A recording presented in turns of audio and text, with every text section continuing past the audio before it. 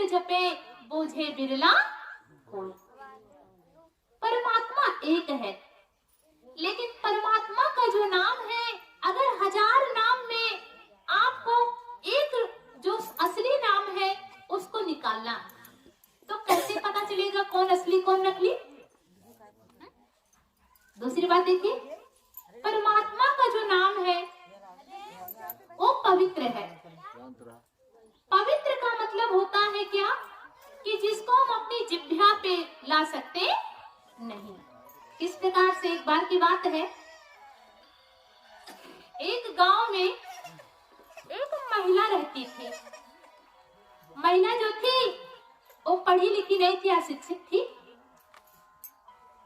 अब उसके जो पति जी थे वो कहीं बाहर विदेश रहते थे, परदेश रहते थे।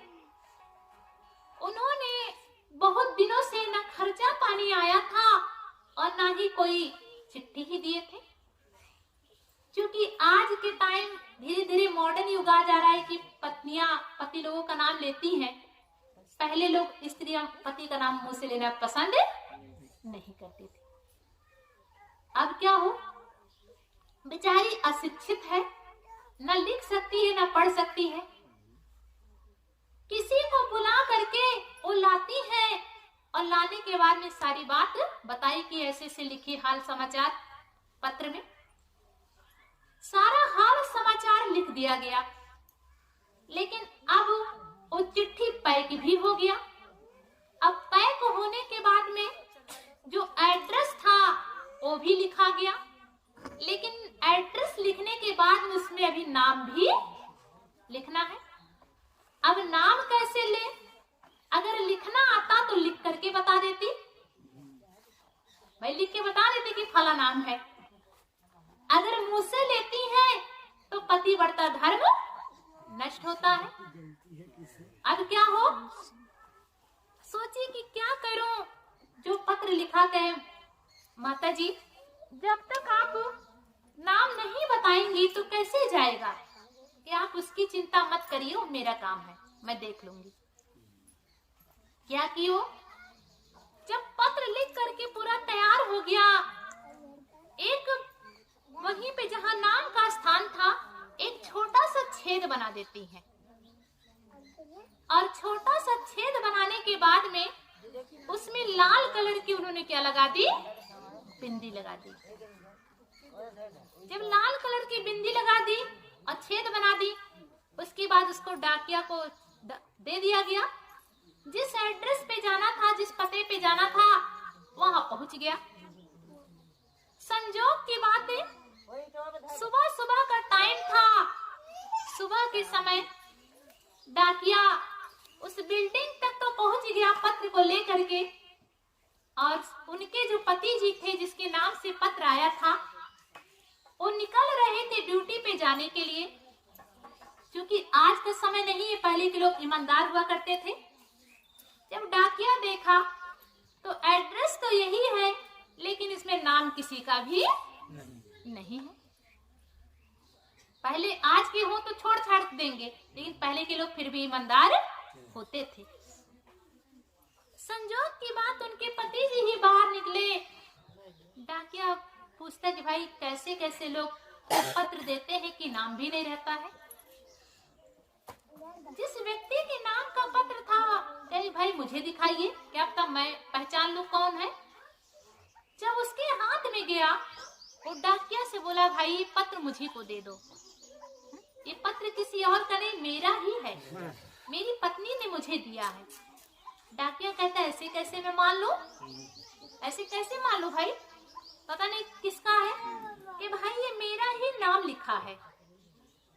पूछे कि इसमें आपका नाम कैसे लिखा है, तब बताते हैं कि देखो मेरा नाम है छेदीलाल। क्या नाम है? छेदीलाल। मेरी जो पत्नी है वो अशिक्षित है, वो पढ़ी लिखी नहीं है, और पतिव्रता धर्म नष्ट ना हो जाए इसीलिए मेरा नाम मुझसे ले सकती नहीं। छेदी लाल होने के नाते वो छेद कर दी, और लाल होने की वजह से लाल कलर की बिंदी लगा दी। ये बंधुओं, कहने का मतलब मतलब क्या? जब तन की स्त्रियां तन के पति का नाम मुंह से लेना पसंद नहीं करती, तो परमात्मा तो आपके प्राणों का पति है या नहीं है? आप स्वयं कहते ना कि तुम हो एक गोचर सबके प्राणपति, सभी के प्राणों को, सभी की धड़कन को चलाने वाला एक परमात्मा ही है। जब परमात्मा आपके प्राणों का पति है, चाहे वो स्त्री हो और चाहे वो पुरुष हो, तो क्या उसका नाम मुंह से ले सकते हैं? उसका नाम मुंह से ले सकते हैं? और अगर नाम मुंह से लिया जा सकता था तो शायद रामायण में भगवान राम को कहने की जरूरत नहीं पड़ती कि भक्ति स्वतंत्र है। स्वतंत्र शब्द का अभिप्राय जिसको गूंगा भी कर सकता है। अब गूंगा से कहा जाए कि तुम ओम नमः शिवाय का जाप कर लो, क्या कर लेगा? गूंगा से कह दे कि राम राम कर लो, कर लेगा? गूंगा से कह दे कि गायत्री मंत्र का उच्चारण कर ले, क्या कर लेगा? गूंगा कर सकता नहीं। विचार करो, वो परमात्मा का कौन सा नाम है जिस नाम के लिए आगे भगवान शंकर ने समझाया कि औरहु एक सो गुप्त मति। अरे अयोध्यावासियों, मैं तुमको एक गुप्त मत समझाता हूँ क्या कि औरहु एक सो गुप्त मति, सब ही कहाऊ कर जोर, और शंकर भजन बिना नर भगति न पावहि मोर। अरे भाई, मैं हाथ जोड़ करके सभी को समझाता हूँ, जब तक शंकर भजन को नहीं प्राप्त करोगे। ध्यान दीजिएगा, पहली बात तो शंकर में और शंकर के भजन दोनों में क्या है? अंतर। भगवान शंकर सतयुग में आए थे, लेकिन सृष्टि उसके पहले भी था कि नहीं था? सृष्टि उसके पहले भी था, तो उससे पहले के लोग कौन सा नाम जपे होंगे? दूसरी बात है, भगवान शंकर में और उनके भजन दोनों में क्या है? अंतर। शंकर, वो तो उनके गुणवाचक नाम को आप बुला रहे हो। कैसा गुणवाचक नाम? एक व्यक्ति काला कोट पहन करके अगर वो जाके कोर्ट में वकालत करने लगे तो लोग उसको क्या कहते हैं? वही व्यक्ति अगर जाकर के डॉक्टरी का काम करने लगे, लोग क्या कहते हैं? वही जाकर के स्कूल में पढ़ाने का काम करे तो लोग क्या कहेंगे? वही जाकर के खेत में हल चलाने लगे तो लोग क्या कहेंगे? देखिए, चाहे डॉक्टर है या मास्टर है या किसान है या वकील है, ये इसका असली नाम नहीं है, इसका असली नाम नहीं है। ये तो उसका गुणवाचक, जो उसके अंदर गुण प्रकट हुआ तो उसी नाम का आप उच्चारण कर रहे हैं। उसका नाम तो कुछ और है। भगवान कृष्ण जब द्वापर में आए, काली उंगली पे गोवर्धन पर्वत को उठाए, लोगों ने गिरधारी कहा, लोगों ने गिरधारी कहा। माखन की चोरी किए, लोगों ने माखन चोर कहा। तो क्या उनका वही नाम हुआ? ये उनका वो नाम? जैसे जैसे प्रभु ने लीला किया, जब राम का अवतार हुआ, गुरु के द्वारा उनका जब नामकरण की बात आई, ये रोम रोम में रमण करने वाली शक्ति है, इसीलिए इनका नाम क्या पड़ा? राम पड़ा। वे बंधुओं, भगवान क्या है? राम का नाम क्या है? क्योंकि नाम जो गुप्त है। स्वयं भगवान राम कहते कि शंकर भजन, यानी कि जिस भजन को शंकर जी ने स्वयं बैठ करके किया, जब तक उसको नहीं पाओगे तब तक मेरी भक्ति को पा सकते नहीं। अब विचार करने की जरूरत है, वो कौन सा नाम है, वह कौन सा भजन है जिस भजन के द्वारा बच्चा 9 महीना माँ के गर्भ के अंदर सिर नीचे और पैर ऊपर करके लटकाया होता है। वह कौन सा परमात्मा का नाम है जो कंधे पे अर्थी को उठा के आप कहते हो कि राम का नाम सत्य है, बाकी कुछ भी सत्य नहीं। तो आज उसी नाम को जनाने वाले अगर कोई होते हैं तो संत होते हैं। लेकिन मैं फिर से आपसे कहूंगी, आज आपको समझ करके जाना पड़ेगा कि नाम क्या है। नाम वो चीज है कि जब नाम को आप स्मरण करेंगे तो आपको परमात्मा का दर्शन स्वतः ही होगा, क्योंकि नाम में और रूप में दोनों में अंतर है। किस तरह से? यदि आप यहाँ मौजूद हैं तो क्या आप अपना नाम छोड़ करके आए हैं? आप अपना नाम छोड़ करके नहीं। ऐसे जहाँ पे भगवान का नाम है तो भगवान वहां से दूर नहीं। जो संत आपके जीवन में ये नहीं कि नाम का स्मरण करो आपको 10 दिन के बाद में दर्शन कराएंगे, नहीं, बल्कि ढूंढिए ऐसे संत को जो आपको पहले आपको दर्शन कराए, उसके बाद में नाम का स्मरण कराए। ढूंढ लीजिए, जैसे स्वामी विवेकानंद जी ने ढूंढा। केवल मात्र पढ़ रखे थे कि भगवान है, उसको जाना जा सकता है। जनाने वाले कौन होते हैं? संत होते हैं। ढूंढते ढूंढते ढूंढते जिस गेरुआ वस्त्र को धारण किए हुए जितने भी संत मिलते, सबके सामने पहला एक ही प्रश्न करते, क्या आपने भगवान को देखा है?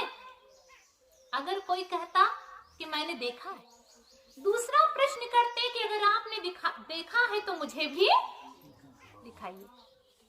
जब दिखाने की बारी आती तो लोग अपने कदम को पीछे हटा लेते, क्योंकि स्वयं पढ़ना अलग बात है और दूसरे को पढ़ाना वो सामर्थ्य सबके पास नहीं होता है।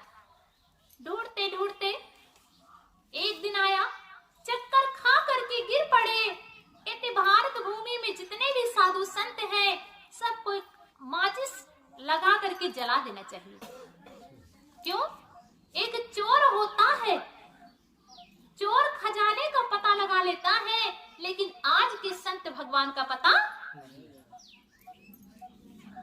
लेकिन कहते ना कि कौन कहता है कि दीदार नहीं होता है, कौन कहता है कि दीदार नहीं होता है, कौन कहता है कि दीदार नहीं होता है, आदमी खुद ही तलबगार नहीं होता है, आदमी खुद ही तलबगार नहीं होता है। कौन कहता है कि दीदार नहीं होता है, कौन कहता है कि दीदार नहीं होता है। देखिए क्या कह रहे हैं कि अगर आपके अंदर चाहत हो और वो ना मिले, अगर चाहत हो और वो ना मिले, ऐसा तो कभी हो ही सकता नहीं। आज आपसे दूर है। क्यों दूर है? क्योंकि आपने कभी जानना चाहा ही नहीं, या चाहे कभी जानना? बताइए, अभी कहीं लड़ाई हो जाए, किसके बीच में हुआ, कैसा हुआ, वो तो जानने की जिज्ञासा हो जाएगी, है ना? शादी विवाह में कितना रुपया, कितना पैसा, कितना जेवर गहना चढ़ा, वो तो जानने की जिज्ञासा हो जाएगी, लेकिन भगवान को जानने की जिज्ञासा आपके अंदर नहीं हुई। यही कारण है कि उम्र तो चली गई है? चली गई कि नहीं चली गई? क्या कह रहे हैं? चली जा रही है उम्र धीरे धीरे, चली जा रही है, सुबह शाम आठों पहर धीरे धीरे, सुबह शाम आठों पहर धीरे धीरे, चली जा रही है भैया उम्र धीरे धीरे, चली जा रही है भैया उम्र धीरे धीरे, जा रही है भैया उम्र धीरे धीरे। उम्र एक एक दिन चला गया, बचपना तो खेलने कूदने में चला गया, जवानी में हम किसी से कम नहीं, हड्डी में दम नहीं, उसमें चला गया, अकड़न में चला गया कि नहीं चला गया। लेकिन अब आया आपका बुढ़ापा। चलो भाई, अभी भी कुछ नहीं बिगड़ा, अभी भी ढूंढ लो ऐसे संत को जिस परमात्मा का रूप और नाम दोनों का साक्षात्कार करा दे। ढूंढ लीजिएगा। ढूंढने के बाद में कहते दुनिया में घर कहीं मिले न ठिकाना, तब मेरे सतगुरु के पास चले आना।